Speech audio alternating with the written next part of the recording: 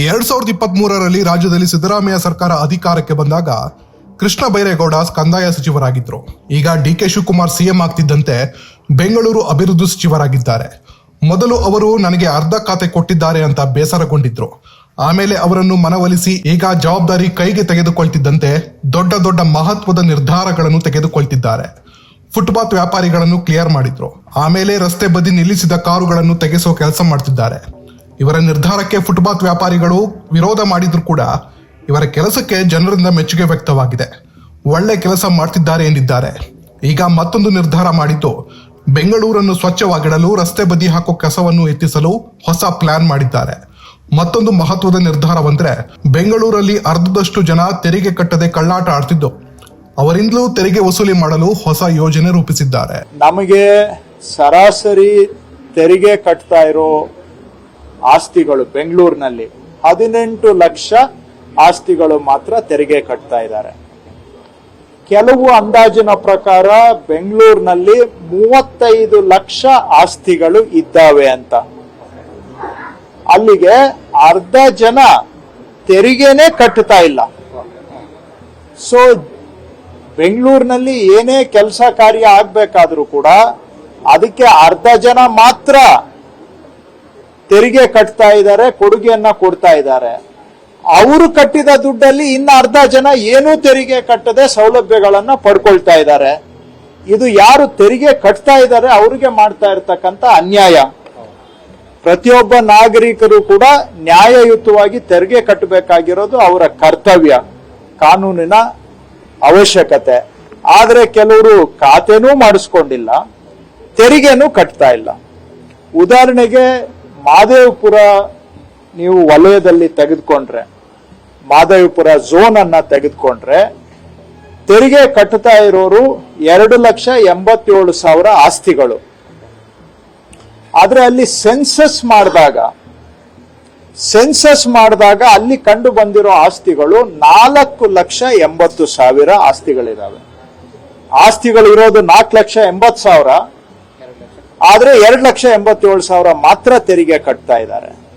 So ಇದು ಯಾರೋ ಕೆಲವರು ಮಾತ್ರ ತೆರಿಗೆ ಕಟ್ಟೋದು, ಅವರು ಕಟ್ಟುವ ತೆರಿಗೆ ದುಡ್ಡಿನಲ್ಲಿ ಬೇರೆಯವರು ಕೂಡ ಸೌಲಭ್ಯ ಪಡ್ಕೊಳ್ಳೋದು, ಇದು ನ್ಯಾಯಯುತ ಸಮಾಜದ ಮುಖ ಅಲ್ಲ.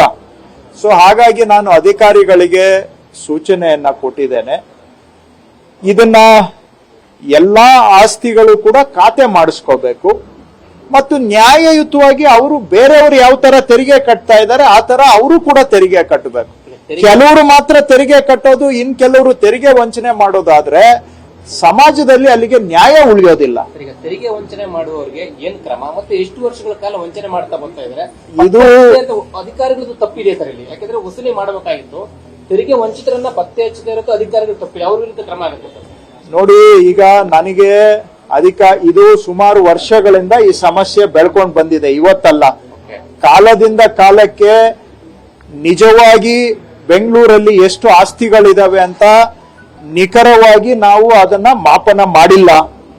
ಹಾಗೂ ಯಾರು ತೆರಿಗೆ ಕಟ್ತಾ ಇದ್ದಾರೆ, ಯಾರು ತೆರಿಗೆ ಕಟ್ಟುತ್ತಾ ಇಲ್ಲ ಅನ್ನೋದನ್ನು ಕೂಡ ನಾವು ನಿಖರವಾಗಿ ನೋಡಿಲ್ಲ.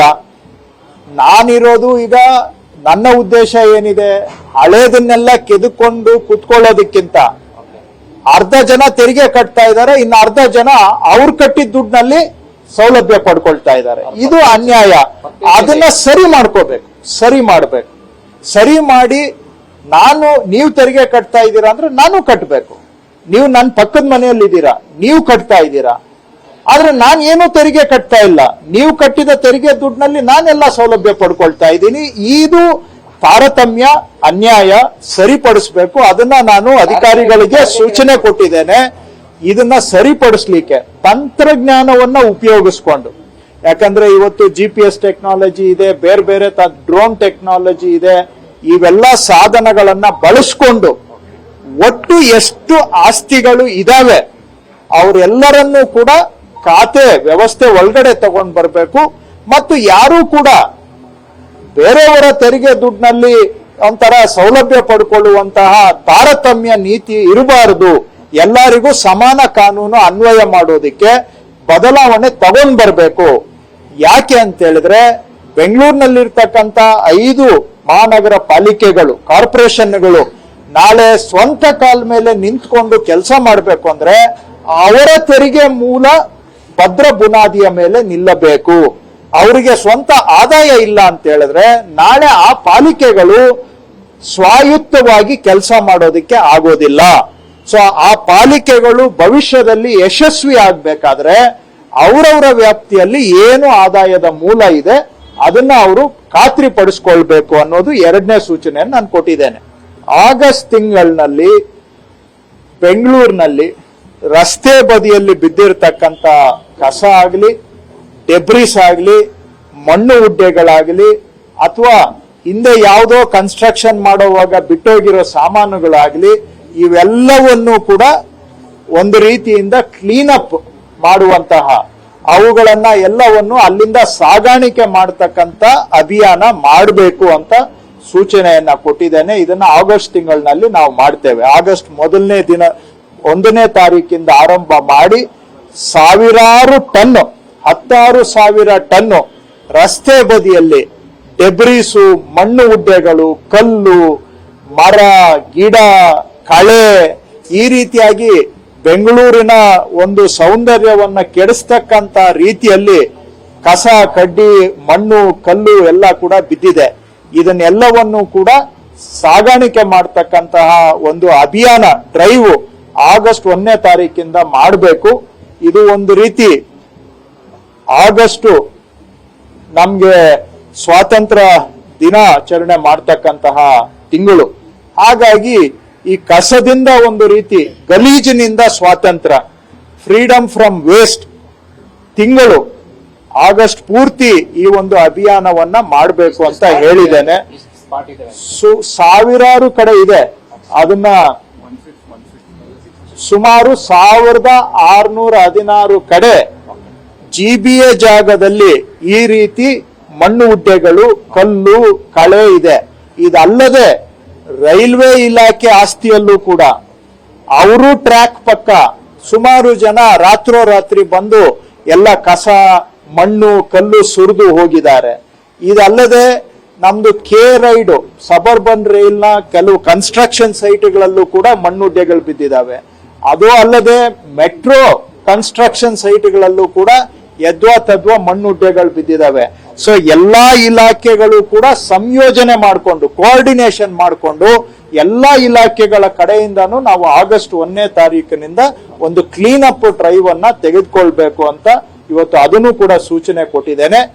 ಅದನ್ನ ಆರಂಭ ಮಾಡಿದ್ಮೇಲೆ ಕೆಲವು ಜನ ಖಾಲಿ ಸೈಟ್ಗಳಲ್ಲೂ ಕೂಡ ಕಸ, ಕಡ್ಡಿ, ಗಿಡ, ಕಳೆ ಬೆಳ್ಕೊಂಡು ಅದರಿಂದನೂ ಕೂಡ ಇವತ್ತು ಕೆಲವು ಕಡೆ ಏನಾಗುತ್ತೆ, ನಿಮ್ ಸೈಟ್ ಅನ್ನ ನೀವು ಕ್ಲೀನ್ ಆಗಿ ಇಟ್ಕೊಳ್ಲಿಲ್ಲ ಅಂದ್ರೆ ಅಲ್ಲಿ ಜನ ತಂದು ಗಾರ್ಬೇಜ್ ಅನ್ನ ಅಲ್ಲಿ ಬಿಸಾಕಕ್ ಶುರು ಮಾಡ್ತಾರೆ. ಗಾರ್ಬೇಜ್ ಬಂತು ಅಂದ್ರೆ ಅಲ್ಲಿ ಬೀದಿ ನಾಯಿಗಳು ಬರ್ತವೆ, ಹಾವುಗಳು ಬರ್ತವೆ, ಅದರಿಂದ ಜನಗಳ ಆರೋಗ್ಯನೂ ಕೆಡ್ತದೆ. ಹಾಗಾಗಿ ನಾನು ಸಾರ್ವಜನಿಕರಲ್ಲೂ ಮನವಿ ಮಾಡ್ತಾ ಇದ್ದೇನೆ, ನಿಮ್ಮ ಖಾಲಿ ಸೈಟ್ ಅನ್ನ ನೀವು ಆಗಸ್ಟ್ 15ನೇ ತಾರೀಕು ಒಳಗಡೆ ದಯವಿಟ್ಟು ಕ್ಲೀನ್ ಮಾಡ್ಕೊಳ್ಳಿ.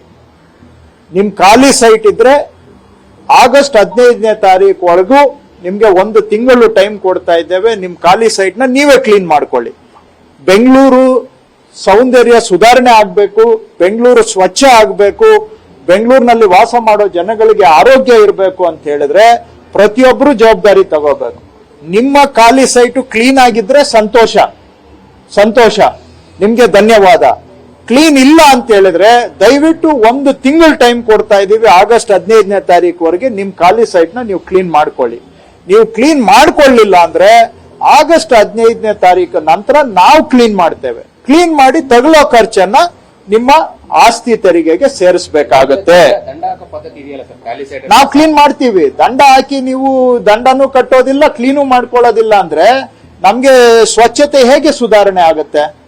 ಸೊ ನೀವು ಆಗಸ್ಟ್ 15 ಇವತ್ತಿಂದ 1 ತಿಂಗಳು ಟೈಮ್ ಕೊಡ್ತಾ ಇದ್ದೀವಿ. ನಿಮ್ ಖಾಲಿ ಸೈಟ್ ನ ನೀವೇ ಕ್ಲೀನ್ ಮಾಡ್ಕೊಳ್ಳಿ.